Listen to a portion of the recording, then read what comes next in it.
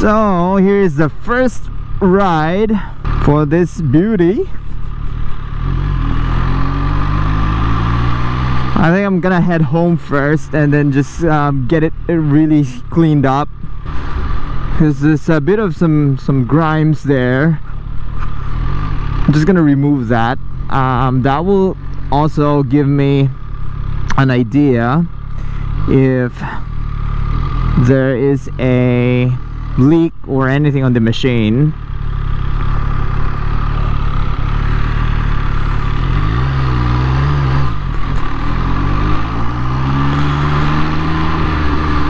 Not that it's going to change anything with the purchase, because I've already transferred the money, but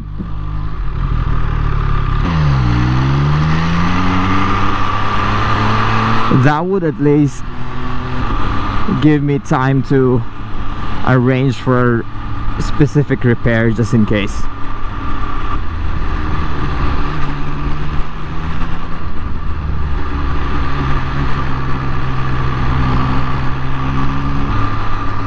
Looks like the gear indicator sometimes plays up. Sometimes it goes to 1 even if I'm already on 2. Alright. Whew, it's really cold. Should have worn my riding jacket.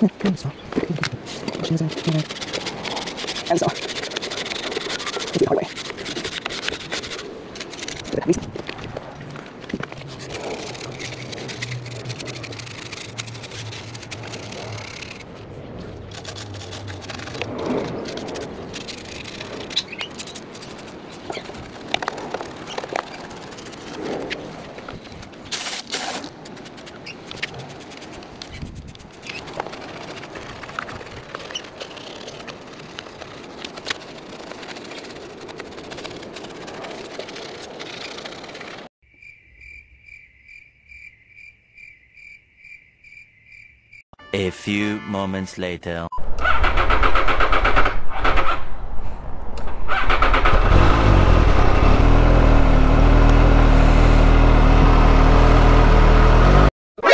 NANI?!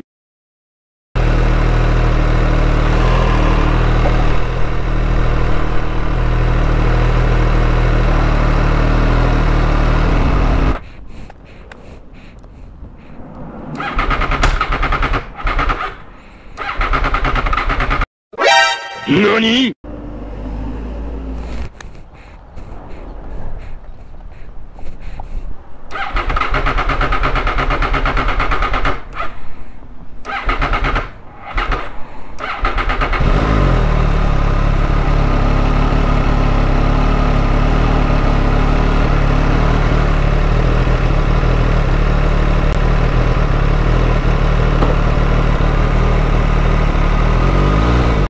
It was at this moment that he knew.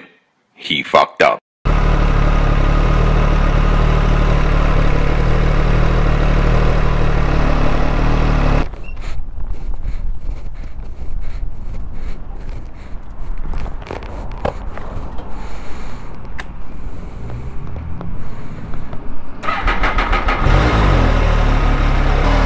Okay, so I think we already encountered the first issue, and I don't know that engine issue. I think stop engine gas position thing. Okay, it says here that the throttle issue could be from the cleaning, so I think I need to get that fixed. A few moments later. Okay, take 2 tayo, take 2. Sana hindi magka-problema na. Take 2 tayo, pare. Ayan, gumagana na yung throttle, men. Mukhang may nabasa lang nung nilinis natin. May nabasa dun sa throttle cables. Kasi yun din yung sabi ng forum eh. When? Hindi nga. Madalas nag-on yung error na yun if may konting droplet dun sa may throttle cable nila. Must be from cleaning or pag naulanan. Okay, anyway, hopefully. Oh my goodness, lumabas ulit, man.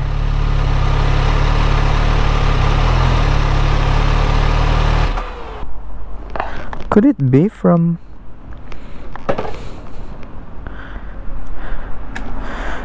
that?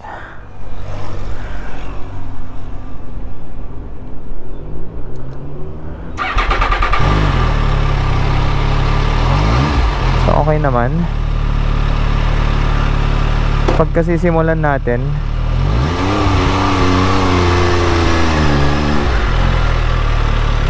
okay naman.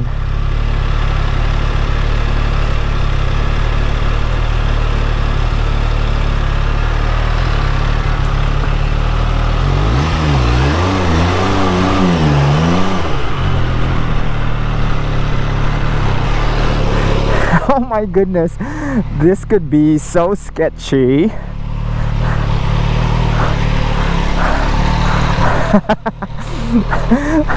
Baka mas stranded ako sa labas ah. Anyway, hopefully everything works out well. Ooh, it came out again. What do you think? I don't think that's a good sign. Wag. Could it be from yung positioning ng... Wag. Could it be yung positioning nito? Wag. Nabasa ko ba? Wag. Wag. Wag mong subukan. Masisira ang buhay mo.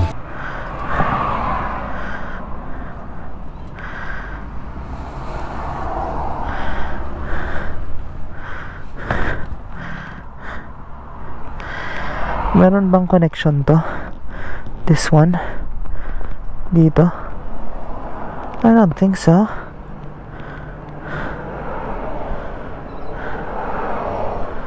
Wala naman yata. May kill switch ba tong kanya?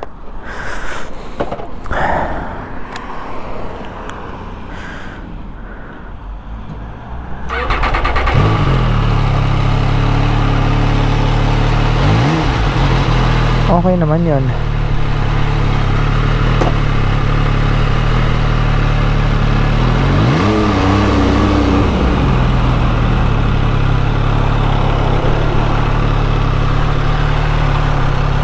I don't know, man. I don't know. I don't know if it's gonna work out well. Well, hopefully pag tinakbo at mahanginan, magiging okay lahat. Wag mong subukan. I hope so. Masisira ang buhay mo. So, indeed, we encountered our first problem. Napansin ko nga yun, yung isang problem niya sa gear indicator. See, pumapalo siyang 3 pero nasa 4 naman talaga siya. Okay, I think I need to get that checked.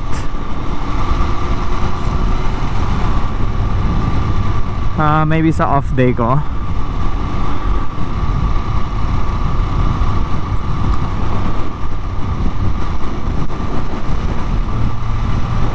Well, let's ride it a bit more para makita natin kung ano yung mga may encounter nating problem.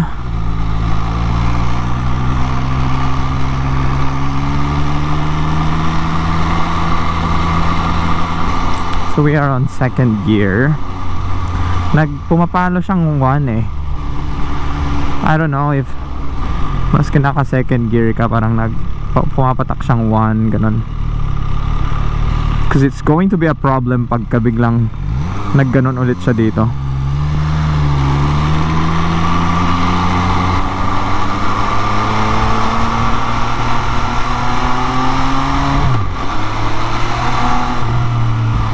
So far yung temperature, because I read a lot of comments nga na one problem with this bike, specific bike, is yung temperature niya, it gets really hot.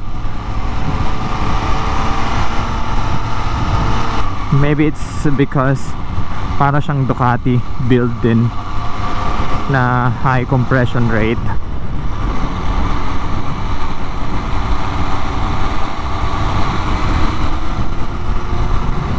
Oh, it pulls really well. Nice. So this is a used bike. It's a 2012 MV Agusta. It's an Italian brand.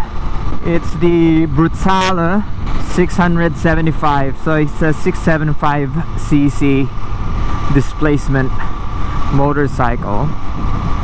But what really impressed me nung tinitignan ko yung specs is that compared to other 600cc class, this one outputs 108 horsepower, which is mas mataas siya kaysa yung mga... Oh, it's raining. Mas mataas siya kaysa sa mga other 600cc bikes. Okay, hopefully it won't stall this time.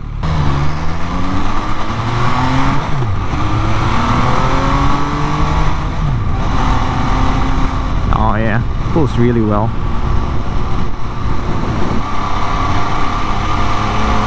Malalim din yung clutch niya.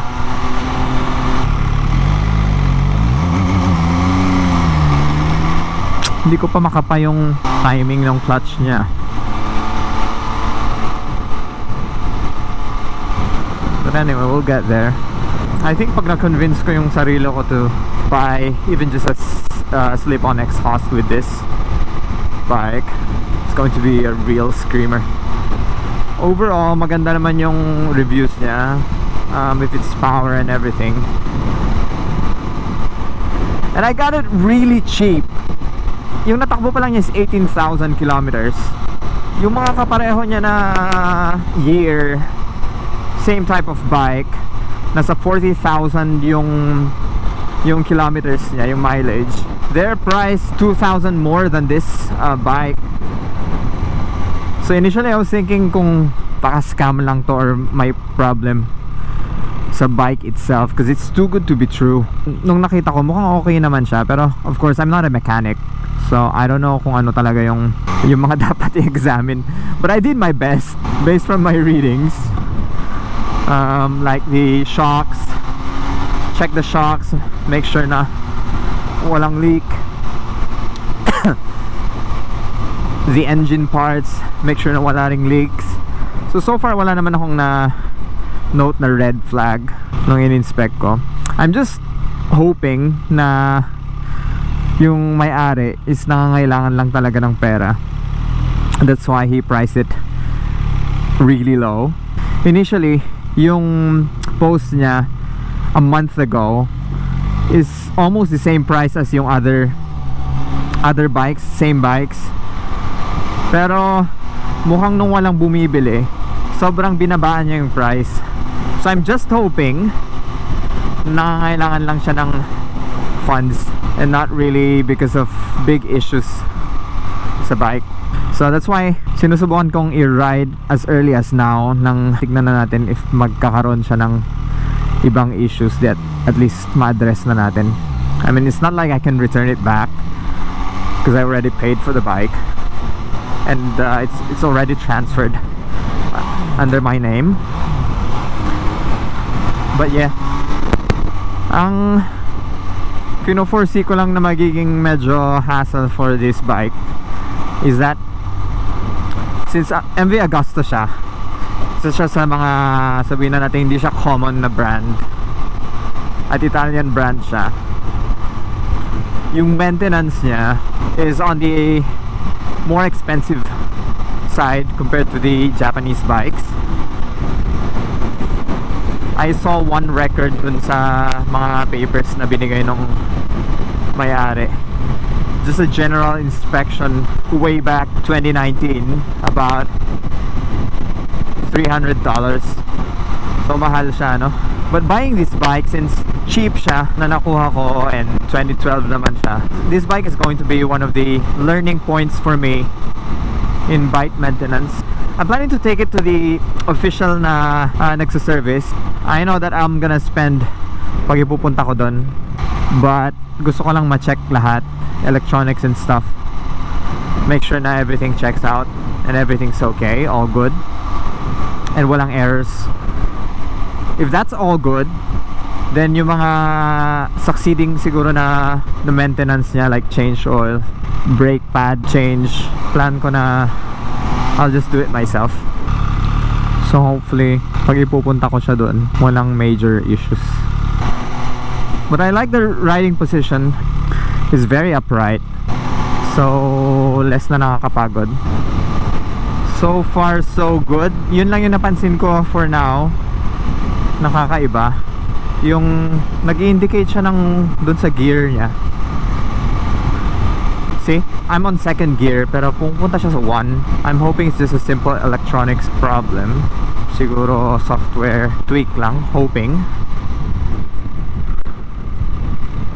and not something more. Hindi pa naman ulit bumabalik yung error, and hopefully hindi na bumalik. It's going to be a real pain in the ass if that happens.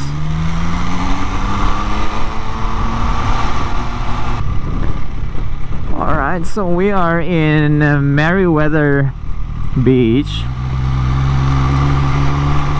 a pretty famous beach in the area kasi dito ginagawa yung mga surfing competitions,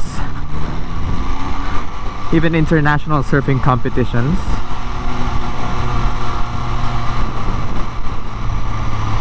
So nice.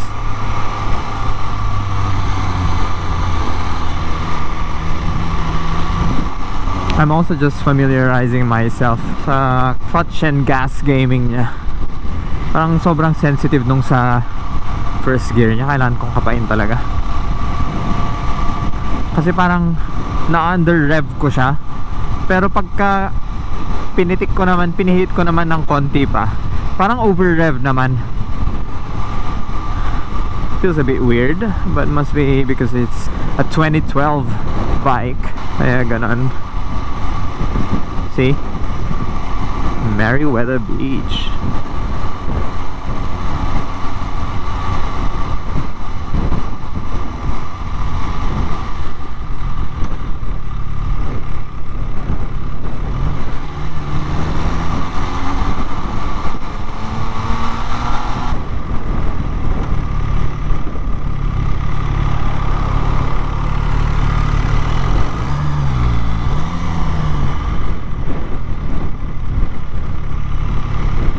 So nice.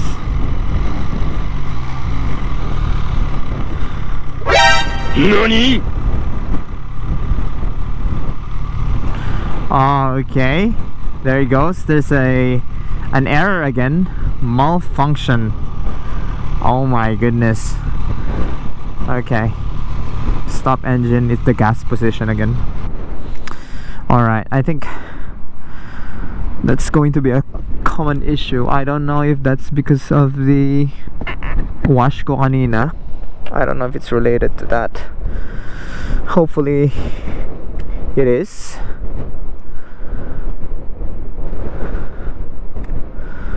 Because if it's not,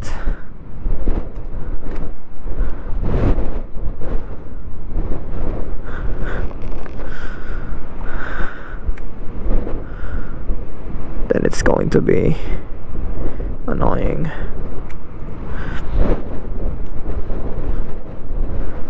Now it's not going off. It was at this moment that he knew. Kanina He nawawala pa fucked eh. up. I don't know what's causing it, man.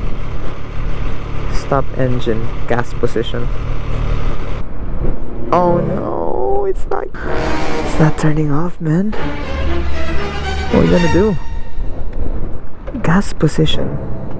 What do you mean gas position, man?